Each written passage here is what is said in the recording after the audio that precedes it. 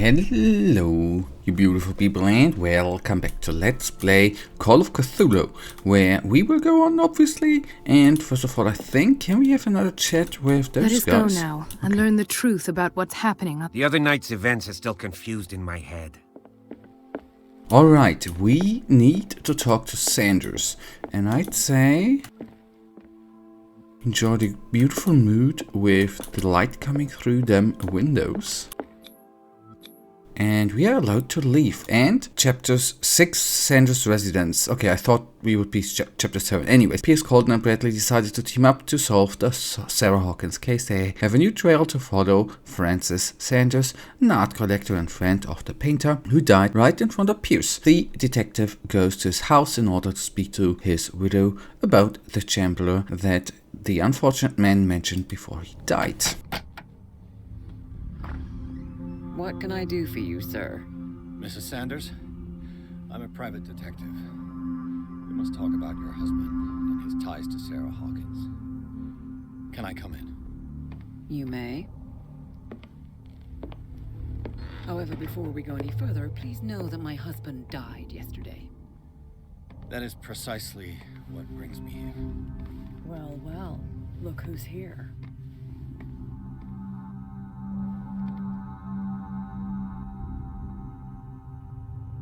You know each other. We met briefly. Time enough to iron out a few matters. The main thing is that we understood one another. The brave detective has a talent for sticking his nose into my business. I bump into her every time I'm investigating someone's death. It's a small island, detective. My island. It's better that it's you bumping into me. You're investigating Francis' death. Why? Who hired you? I spoke to Francis before he died.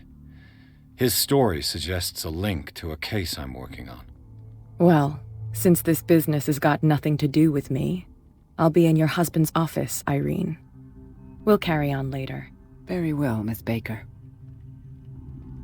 This way, Mr. Pierce. And do make yourself comfortable. It would seem that you have much to tell me. That's a weird picture of herself, right? I noticed that before already. May I inquire as to when you had the opportunity to talk to my husband? Yesterday. I met him at the hospital. He spoke to me about Sarah Hawkins. Oh, of course he spoke to you about her. That's all he talked about. Sarah Hawkins and her paintings. Please forgive my tone. The fact is that I have not been allowed to see him since he was interned. You, on the other hand, a perfect stranger, were able to see him and even talk with him the day he died. How was he? Were you present when he had this attack? What happened?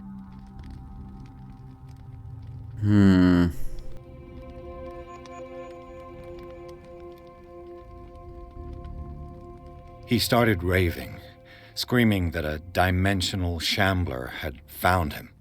Oh, mercy, that story again. Why have him interned? That was when he began to convulse and twist with pain, or terror. It's hard to tell. I beg your pardon? I'm not really sure of what I saw, or what I didn't see. But it's best that you weren't there. I should have been there. What you're telling me is outrageous. I need to understand. How could this happen? In a reputed institute? And right before your eyes? Did you not do anything to help him? It's terrible what happened to your husband, but I had nothing to do with it. I was injured, and I came across him in the hospital quite by chance. Injured? Well, I'm delighted to see you in such fine fettle, Detective. Not everybody enjoyed such a prompt recovery. I suppose Fuller does do miracles now and again. Luck is obviously very kind to you. Oh, I'm tired, Mr. Pierce. I would be grateful if you could tell me what you expect of me, and then leave. Did your husband talk to you about Sarah Hawkins' visitor? A Shambler, to use his precise terms. Well, you can't imagine that's all he talked about. It's exhibited at the center of the gallery. No better place for the painting that endowed him with the privilege of such a shameful and miserable end to his life. Hold on. The Shambler is a painting by Sarah Hawkins. Who else to paint such horrors? Take a look for yourself, if you feel so inclined. It is my only lead at this stage. I suppose I have nothing to lose. Then you have paid no heed. For my part, I refuse to set foot in that gallery again. But if you're so eager to see it... Thank you, Mrs. Sanders. I won't be long.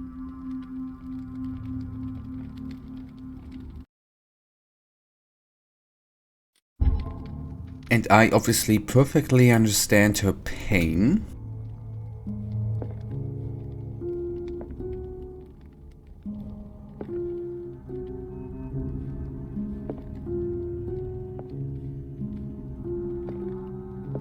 Okay, anyway, I cannot play the piano, obviously. Okay, I'll go a little bit again with eloquence. Why not? And I wanted to go quickly through here, inhabitants. And Dr. Fuller reigns as the undisputed master of the Residence Institute and of its cellars, in which he carries out illegal experiments on his patients. I don't know what he does to them, but I shouldn't be back on my feet so soon after my fall when the tunnels under the Hawkins mansion caved in.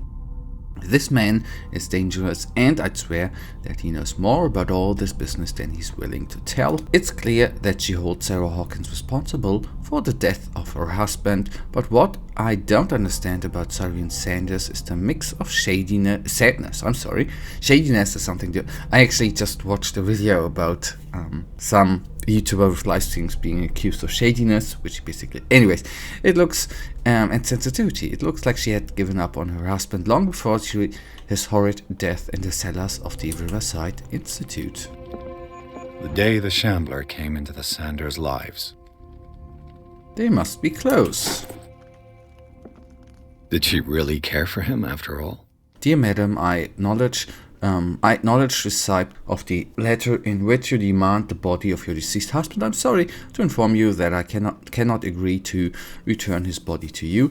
At the moment of this interment, you sign a discharge allowing me to dispose of the body as I see fit. I accept my deepest condolences to you, Thomas Fuller.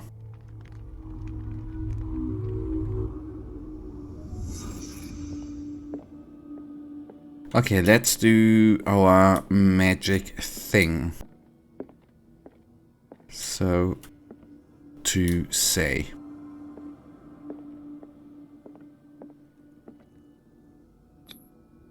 Frances Sanders and Sarah Hawkins were close. Friends, even? A house of artists. A house of artists.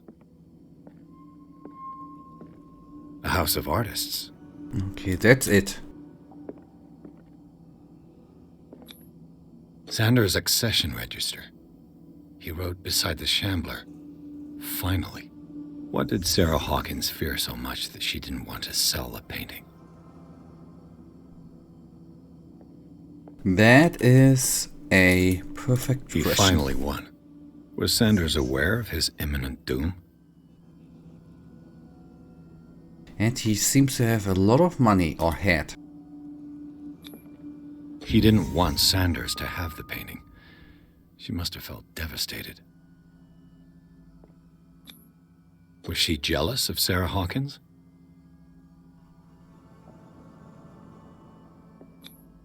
Ah!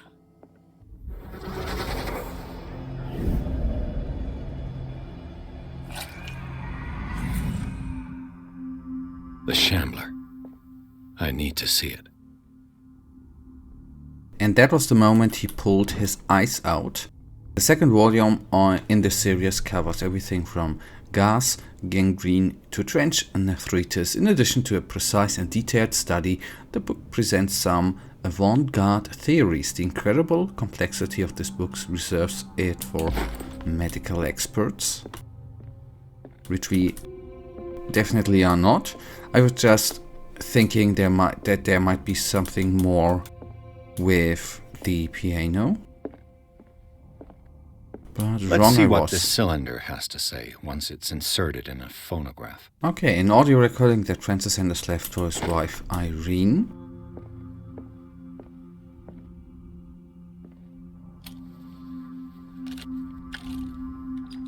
Irene, I made a mistake. I fear that it might be too late for me. Nobody should enter, except to burn everything. I never had the courage. Pay somebody to do it. He's inside my head. I see him behind my eyelids each time I shut my eyes.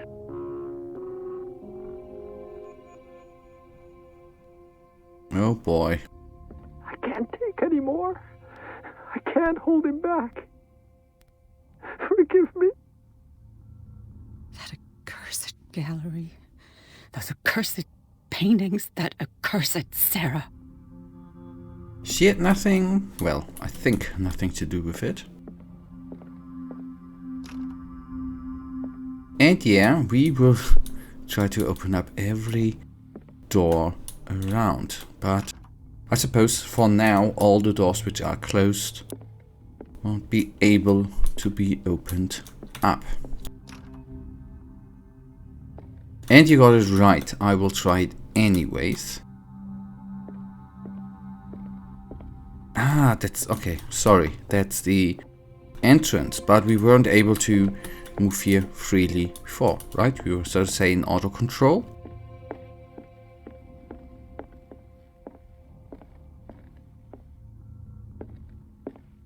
I could use one of those.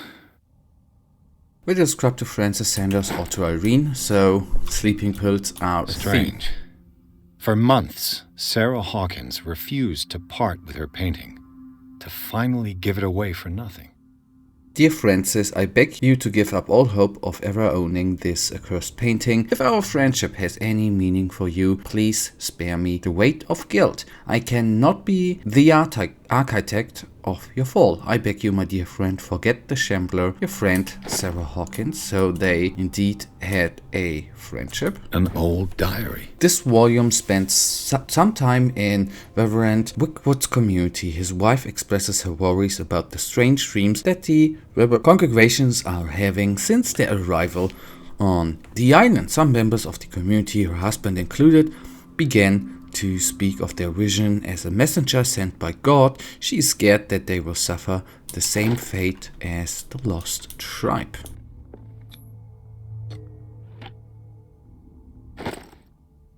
Okay, key to the Sandler's gallery. That is probably here.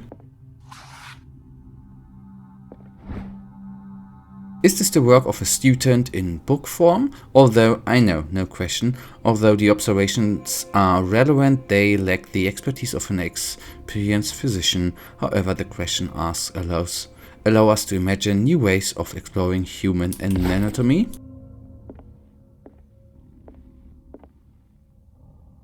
Okay, then... Okay. The strange Amerindian pendant. An ancient amulet, probably Amerindian. I've never heard that, I'm sorry. I wonder what its purpose could be. That's twice you've stepped on my toes, Detective. Try not to make a habit of it. I've got a lot of bad habits. Some can be more fatal than others. What have you come looking for in this gallery? I'm not here to cause trouble, if that's what's worrying you. Worry me? Don't overestimate yourself. If the last beating wasn't enough for you, I can always give it another go. But as long as you keep out of my way, you're free to carry on with your visit. And you? What brings you to the Sanders home? I'm here on business. Irene asked me to liquidate all these paintings. She doesn't intend to hang around here for long. Why you?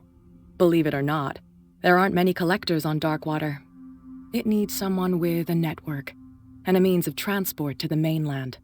A choice that comes down to Fitzroy and me. And I'm far more pleasant, wouldn't you say? Of course. Not now, sweetheart. I'd like to...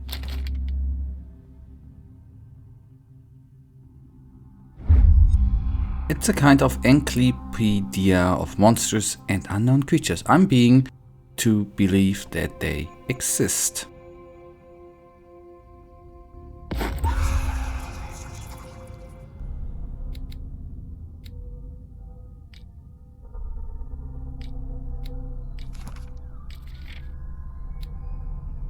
The dimensional Shamblers come from a dark and inhospitable dimension where the rarity of food sources keep it in a state of permanent starvation. This is why it is in a constant state of readiness to travel through other dimensions in order to feed on its inhabitants. Make sure you never waken the weirds of your dimension, otherwise you risk attracting this very dangerous creature. Should this happen, you just have to lay eyes upon its being to another itself dimension and allow it to rip you open with the claws. Men will gather the knowledge through the lines dictated by the Great Old Ones, but also in other volumes. The vision that assail me, whisper me names and silhouettes of mystical creatures. Soon, the Malleus Monstrum, repository of all anatomical, cosmic and dimensional knowledge, will be seen in the authoritative work. This book, unholy among those cursed books, will one day be the final rampart between man and the predators that are waiting to devour him, hidden behind the wheels or whales of a parallel dimension. Cross-checking the information given by Francis Sanders and his widow, it is possible to reconstruct the events that led to the interment of Sanders. Everything points to Sanders and Sarah Hawkins being close, linked at least by the interest the collector showed in the artist's work, but more probably by a certain friendship attested to by the repeated refusals of Sarah Hawkins to sell the painting called the Shambler. Against all expectations, she finally gave it away for free. The feelings still shown by Irene Sanders towards Sarah Hawkins are indefinitely derived from what she considered to be the artist's responsibility. Madness struck Sanders a short while after he gained possession of the painting.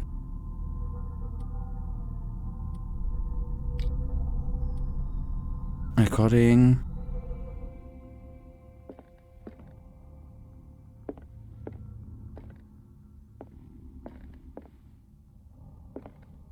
And that brings us to the end of this episode. And in the next one, guys, we will go on right here. For now, you know it. I really thank you for watching. If you guys actually do have enjoyed this episode, then please give me a little thumbs up and subscribe. And hopefully I see you in the next episode. Until then, have a wonderful day. Stay frosty. Bye.